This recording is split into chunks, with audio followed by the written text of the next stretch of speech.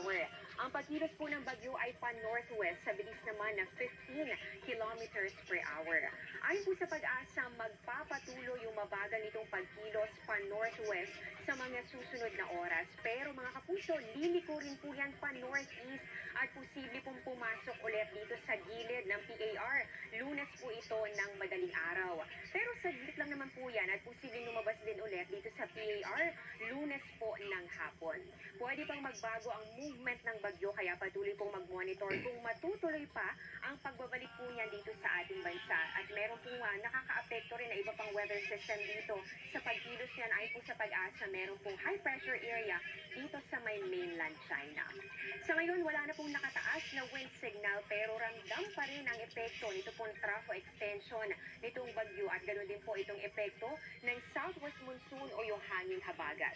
Base po sa datos ng Metra Weather, umaga pa lang bukas may mga pag-ulan na dito po sa may extreme northern Luzon, pati po dito sa western sections ng northern at ng central Luzon at ilang bahagi rin ng Mimaropa at pati na rin po ng Calabarzon.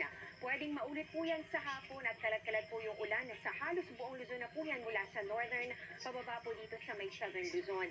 May mga malalakas sa buhos ng ulan dito po sa may Batanes and Babuyan Islands, Cordillera, pati na rin po dito sa Ilocos Region at ganun din sa ilang lugar dito po sa may Central Luzon kasama po ang Zambales at pati na rin ang Bataan. Sa linggo, may mga matitinding buhos po ng ulan dito po yan sa ilang bahagi ng northern at ng central Luzon at pati na rin po sa ilang probinsya ng Mimaropa, ganun din dito sa Calabarzon, pati na rin sa Bicol Region. Maging alerto pa rin po sa banta ng baha o pagguho ng lupa. May chance rin pong umulan dito sa Metro Manila ngayong weekend. Ayon po sa pag-asa, mas madalas po yung mga pag-ulan kapag po hapon, gabi o kaya naman po ay kapag madaling araw.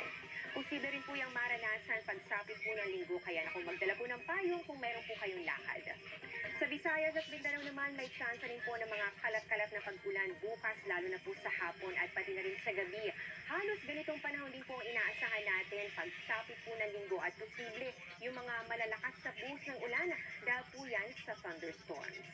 Samantala mga kapuso, may bagong cloud cluster o kumpol ng mga ulap dito po yan sa silangan po ng Luzon at patuloy rin po natin yung imomonitor sa mga susunod na araw sakaling mabuo yan bilang bagong low pressure area.